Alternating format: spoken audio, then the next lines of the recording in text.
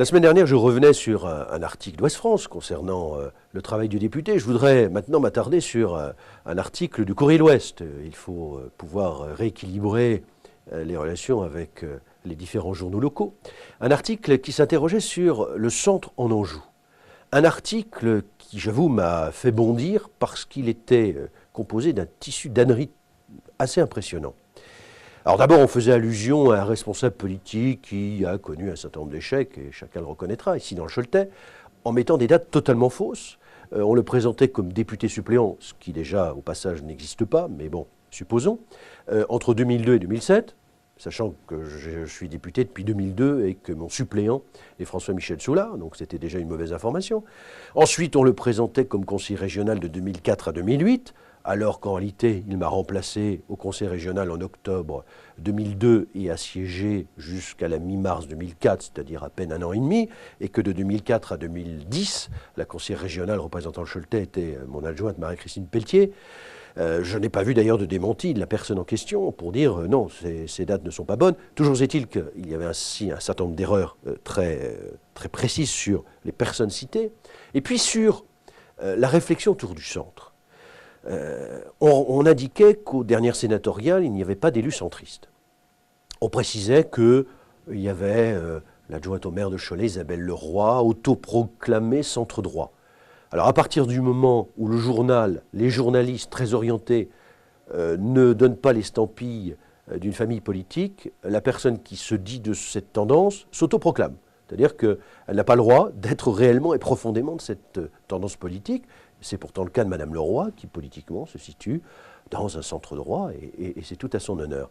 On précise ensuite, soutenu par le député maire de Cholet, président du Centre national des indépendants et paysans, à la droite de la droite. Alors là, on tombe dans la caricature la plus grotesque, et qui relève aussi d'une méconnaissance totale de l'histoire politique de la Ve République, et bien avant d'ailleurs, puisque je rappelle que le CNIP est politiquement à droite, il n'y a pas de honte à se situer à droite de l'échiquier politique, mais est aussi le parti qui a été porté par Antoine Pinet, qui n'était pas spécialement à droite de la droite, parti qui était le parti politique à l'origine de Valéry Giscard d'Estaing, qui n'était pas non plus, ce que je sache, à droite de la droite, parti politique dont a été membre dans les années 70 mon prédécesseur député maire de Cholet, Maurice Ligaud, qui, un peu plus haut dans l'article, était présenté comme centriste.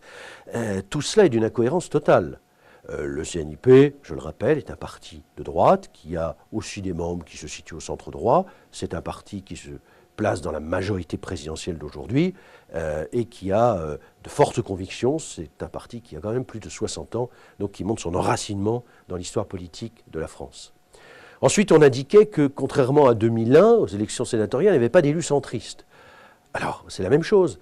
En 2001, nous n'étions pas dans la même configuration politique. Il faut le préciser, il y avait encore à l'époque le RPR et l'UDF.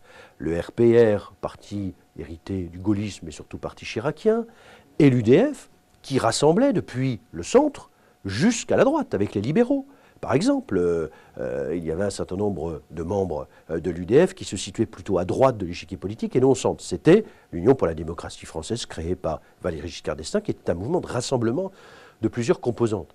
Et à l'époque, la liste était conduite par Christian Godin, qui a quitté son mandat en cours de chemin pour devenir fonctionnaire.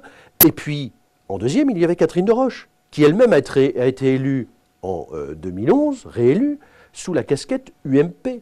Parce que l'UMP rassemble aussi, comme jadis, l'UDF, mais au-delà, avec le RPR, qui a été cofondateur de cette UMP il y a 10 ans. Et l'UMP a, dans son sein, des centristes. Et des membres qui sont l'héritage du gaullisme, d'autres libéraux, mais Pierre Méniory, par exemple, qui était une grande figure du centriste et de la démocratie chrétienne, est membre de l'UMP. Donc je crois qu'on ne peut pas tomber dans cette espèce de caricature qui ne donne pas la bonne information. Et ensuite, il y a une série de constellations de petits partis politiques qui se disent au centre, mais il y a un moment, il faut quand même savoir ce qu'est politiquement, dans l'idéologie, le centre. Et là, il faut être très précis.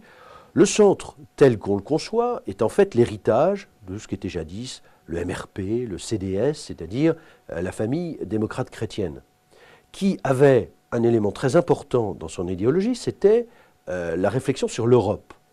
Il est clair aujourd'hui que l'ensemble de l'échiquier politique, sauf des souverainistes de chacun des côtés, que ce soit à droite ou à gauche, l'ensemble de l'échiquier au plan politique est de toute façon européen. Ce qui a enlevé, entre guillemets, le fonds de commerce du centre traditionnel. Et c'est pour cette raison que essayer de placer un centre qui serait autonome, indépendant, qui ne serait pas dans la famille majoritaire, ça n'a pas vraiment beaucoup de sens. Le centre, il est dans la majorité présidentielle, et cette élection sénatoriale a tout simplement montré qu'il n'y avait sans doute plus la place suffisamment forte pour un centre qui serait en dehors de cette famille majoritaire. Il faut savoir se placer politiquement, et le placement politique, il est à droite ou à gauche, dans une des deux familles, avec ses sensibilités, avec ses différences, avec ses convictions, mais il ne peut pas être un coup ici, un coup là, en fonction du sens du vent. Je crois que ce qu'attendent les électeurs, c'est justement une position claire de chacune et chacun dans la vie politique et dans ses engagements.